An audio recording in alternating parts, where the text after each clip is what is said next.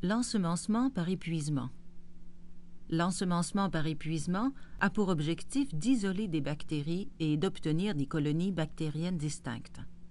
Une colonie, en principe, est un amas de bactéries visible à l'œil nu, constitué de milliards de micro-organismes, tous issus d'une seule cellule bactérienne. Cela permet de séparer des bactéries d'une ou de plusieurs espèces. La forme, la couleur et la texture des colonies sont des caractéristiques des espèces bactériennes que nous pouvons étudier après avoir utilisé cette technique.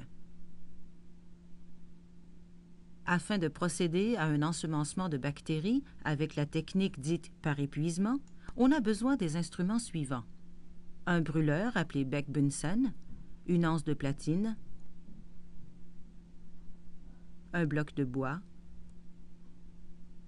une éprouvette contenant le bouillon actif de bactéries, un support à éprouvette, un crayon et une boîte de pétri contenant un milieu nutritif solide appelé gélose. Avant d'allumer le brûleur, on doit d'abord ouvrir le robinet de gaz. Ensuite, ajuster l'arrivée d'air et de gaz en tournant la cheminée et la roulette du brûleur. On enflamme le gaz à l'aide du briquet et on ajuste ensuite l'entrée d'air pour obtenir une flamme avec un cône bleu.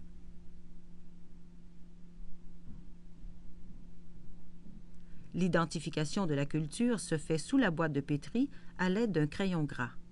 On doit y inscrire le nom abrégé de la bactérie, la température et la durée d'incubation, ainsi que le nom de l'équipe de travail. On homogénéise la solution en l'agitant afin de remettre en suspension dans le bouillon les bactéries qui s'étaient déposées au fond. Une personne droitière utilise sa main droite pour tenir l'anse de platine comme une fourchette, entre le pouce et l'index. Le Beck-Bunsen demeure allumé sur le plan de travail pour assurer les conditions d'asepsie. Toutes les opérations se font autour du brûleur ou avec celui-ci. On procède à l'asepsie de l'anse en la chauffant au rouge dans la flamme du brûleur. On retire le bouchon de l'éprouvette à l'aide de l'auriculaire et de la paume de la main droite.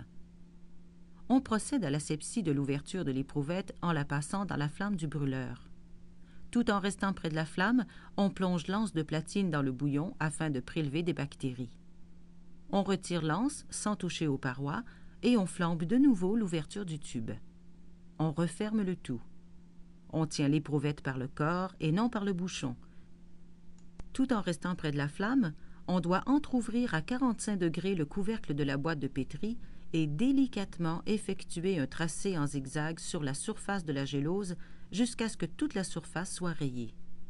Pour cette opération, la boîte de pétri peut être à plat sur la table ou tenue dans la main gauche. Il est aussi possible d'enlever complètement le couvercle et de tenir la boîte de pétri dans la main gauche, tout près de la flamme du brûleur. On ferme ensuite le couvercle de la boîte de pétri.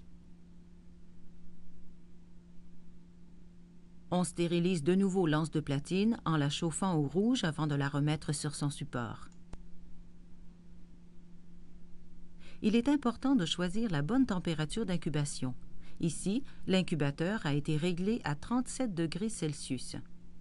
On dépose la boîte de pétri, bien identifiée, à l'envers dans l'incubateur afin d'éviter que les gouttelettes d'eau, formées par condensation sous le couvercle, ne tombent sur le milieu nutritif.